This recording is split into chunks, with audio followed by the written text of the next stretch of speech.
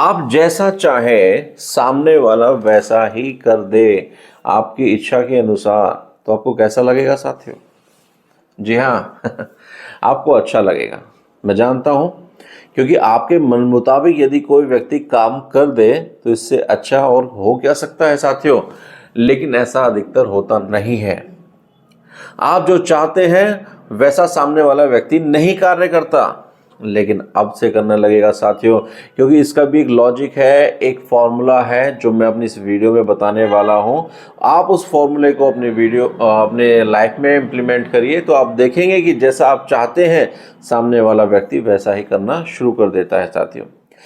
आइए हम अपनी इस वीडियो को शुरू करते हैं साथियों। हम लगातार जितनी भी वीडियोस बनाते जा रहे हैं, अपने जो एक्सपीरियंस है, अपनी जो नॉलेज है, वो सारा का सारा आपको दे रहे हैं। उसका एक ही मकसद है कि हमने अपने जीवन में जो कुछ हासिल किया, जो भी एक्सपीरियंस लिया, उस एक्सपीरियंस से जितना भी हमने गेन किया, तो आप भी उस चीज़ को अपने जीवन में इम्प्लीमेंट करें, जिससे कि आप अपने जीवन में स्ट्रगल से जो गुजरते हैं उस स्ट्रगल को थोड़ा कम कर सकें और फॉर्मूले के माध्यम से क्या कर सकें, अपने जीवन को आसान कर सकें। साथियों, जब से हम पैदा हुए हैं, हम जो भी कार्य कर रहे हैं, तो उसके पीछे का मकसद क्या होता है? कुछ ना कुछ हासिल करना होता है साथियों। ध्यान से गौर करके इस बात को सुनिए। जो भी मैं आपको बता रहा हूं वह बात क्या है कि आपने जब से भी पैदा हुए हो और उसके बाद जो भी कुछ काम किया है, कुछ भी कर्म किया है, तो उसके पीछे कोई ना कोई मकसद होता है, कुछ ना कुछ हासिल करने की बात होती है। आपने पढ़ाई की, उसके पीछे मकसद है कि भाई आप अपने जीवन को बेहतर करना चाहते हो, नॉलेज लेना चाहते हो, अच्छी जॉब लेना चाहते हो। आपने बिजनेस किया, व्यापार किया, उसके पीछे भी मकसद है, आप अपने जीवन को अच्छा करना चाहते हो। अच्छा नाम रहेगा कि भाई आप अच्छा अर्न कर रहे हो, तो अच्छी आपकी फैमिली बन सकती है, अच्छी शादी होगी, आपका परिवार अच्छा चलेगा। आप कहीं दान देते हो तो उसके पीछे भी एक कुछ हासिल करने की एक चेष्टा रहती है। क्या रहती है कि भाई आपको जो दैविक शक्तियों का आशीर्वाद प्राप्त हो, आपका जो है दान, उसमें एक यश बढ़े आपका जो है। आप कुछ भी चीज करते हो उसके पीछे मकसद होता है कि कुछ हासिल करना साथियों। ये तो आपको क्लियर हो चुका होगा। तो होता क्या है कि जब हमारा जो है, इस बात से हमें ये तो पता चल जाता है साथियों कि जो कर्म होता है, कर्म पैदा होता है हमारी मूलभूत इच्छा से। जब हमें कुछ इच्छा हुई, कोई डिजायर हुआ, तो जब उस इच्छा को पूरी करने के लिए हम काम करते हैं तो वहां से कर्म पैदा होता है साथियों। जो यह कर सकता है क्या कि जो सामने वाले की इच्छाओं के बारे में काम कर सकता है, उसके साथ पूरी दुनिया खड़ी है। जो ये नहीं कर सकता साथियों, वह हमेशा अकेला रहता है, वो अलग थलग हो जाता है अपनी लाइफ में। इसलिए अगर लोगों को अपने वश में करना चाहते हो, उन्हें प्रभावित करना चाहते हो, तो सामने वाले की इच्छाओं के बारे में बात करना शुरू कर दीजिए। सामने वाले की इच्छाओं के बारे में जब आप बात करते हो तो एक कनेक्शन डेवलप होता है और वह व्यक्ति आपसे कनेक्टेड हो जाता है और आपके रडार में आ जाता है, आपके जो है दायरे में आ जाता है। और उसके बाद आप अपनी जो इच्छा है आप उसके सामने रख सकते हो। तब आप वह आपकी जो कार्य है तो उसको वह करना शुरू कर देता है साथियों। यह कैसे काम करता है, मैं एक स्टोरी के माध्यम से आपको बताना चाहूँगा। एक फैमिली थी। एक फैमिली के अंदर एक छोटा बच्चा था जिसको स्कूल में एडमिशन करा दिया गया था। स्टार्टिंग प्ले की जो क्लासेस होती हैं, किंडरगार्टन जो है, तो साथियों उस बच्चे को अगले दिन स्कूल जाना होता है। लेकिन वह बच्चा जो है फर्श पर बैठकर जोर जोर से पैर पटक रहा था कि मुझे स्कूल नहीं जाना है, मुझे स्कूल नहीं जाना है। उसके पिताजी को काफ़ी गुस्सा आया और वह उसको जो है झुंझलाहट में बहुत तेजी से बोल भी सकते थे कि भाई आपको सुबह स्कूल जाना है, हर हालत में स्कूल जाना है, और आप खड़े हुए, दूसरा कोई उपाय नहीं है, और कल स्कूल के लिए तैयारी कर लीजिए। या पिटाई करके भी उसको तैयार कर सकते थे। लेकिन उसके पिताजी ने ऐसा बिल्कुल भी नहीं किया। उसके पिताजी ने यह सोचा कि इसकी जगह अगर मैं होता तो मैं ऐसी कौन सी इच्छाएं मेरे अंदर डेवलप की जाती या मेरी कौन सी इच्छाएं थी जिन्हें फुलफिल करने के लिए मैं स्कूल जाता।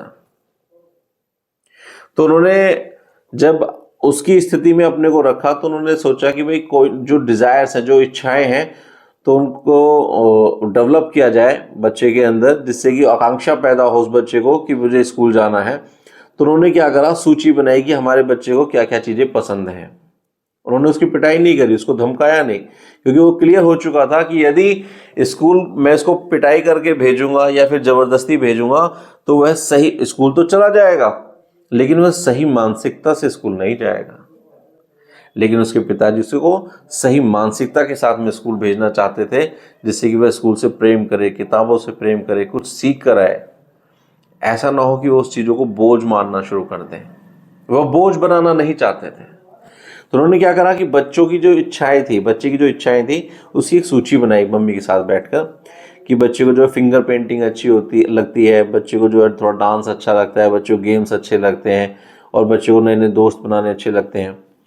तो उन्होंने क्या करा, जब बच्चा अंदर चला गया वो कमरे के अंदर, तो उन्होंने वहाँ पर जो है एक टेबल ली और उसके मम्मी पापा साथ में बैठ के वो खेलना शुरू कर दिया फिंगर पेंटिंग जो है। जब वो आपस में खेलना शुरू कर दिया उसका बड़े भाई ने, तो अचानक से जब खेलते खेलते उसने गेट से झांक कर देखने लगा। गेट से झांक कर देखने लगा, फिर देखता कि भाई क्या खेल रहे हैं। थोड़ी देर बाद उनके पास में आकर खड़ा हो गया और उसने इच्छा जताई कि क्या मैं भी तुम्हारे साथ खेल सकता हूँ, या मैं खेलना चाहता हूँ, या उसने प्रयास किया खेलने का।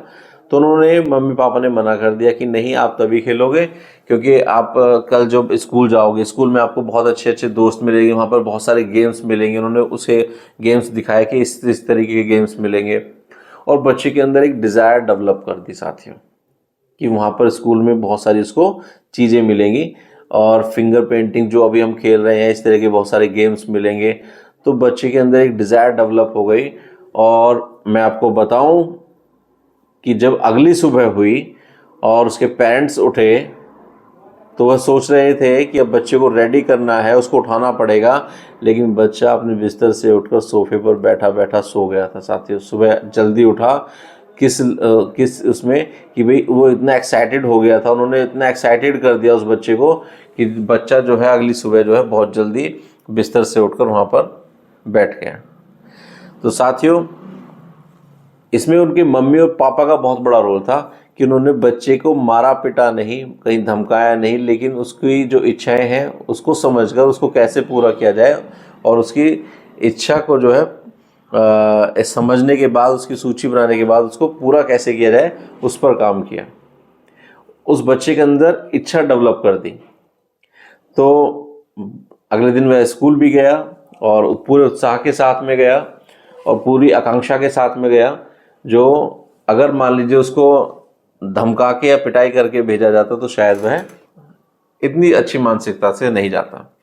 तो साथियों, इस चीज़ से हमें क्या सीखने को मिलता है कि यदि हम कोई भी अपनी इच्छा का कार्य पूरा कराना चाहते हैं, तो हमें सबसे पहले क्या होगा कि सामने वाले की इच्छा पर ध्यान देना होगा कि वह उसके किस फायदे के लिए हो सकता है। जब हम उसके किसी बेनिफिट के रूप में उसको देखेंगे कि उसकी इच्छा की कैसे पूर्ति हो, जब हम उसको बताना शुरू करेंगे, इस पर चर्चा करेंगे, तो आपकी जो इच्छा है, आपकी जो डिज़ायर है, वो ऑटोमेटिकली फिल होनी शुरू हो जाएगी साथियों।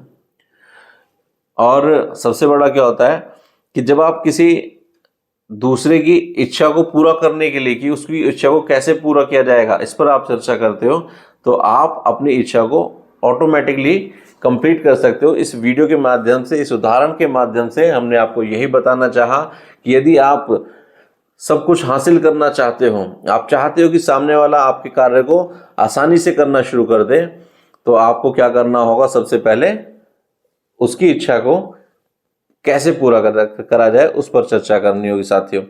तो आप अगर यह कर सकते हैं तो आप दुनिया को जीत सकते हैं, और अगर आप ये नहीं कर सकते हैं तो आप दुनिया में कहीं ना कहीं अलग थलग हो जाएंगे साथियों। तो आपको हमारी ये वीडियो कैसी लगी, तो उसको लाइक शेयर, अगर आपको अच्छी लगी हो तो लाइक शेयर कमेंट अवश्य करें। आपको हमारी यह वीडियो जो है बार बार यूट्यूब चैनल पर आकर देखने के लिए आप सभी का हृदय की गहराइयों से बहुत बहुत धन्यवाद साथियों। और हमारी जो वीडियो है उसको अधिक से अधिक शेयर करें, जिससे कि अधिक से अधिक जो है परिवार इससे लाभान्वित हो सकें साथियों। बहुत बहुत धन्यवाद।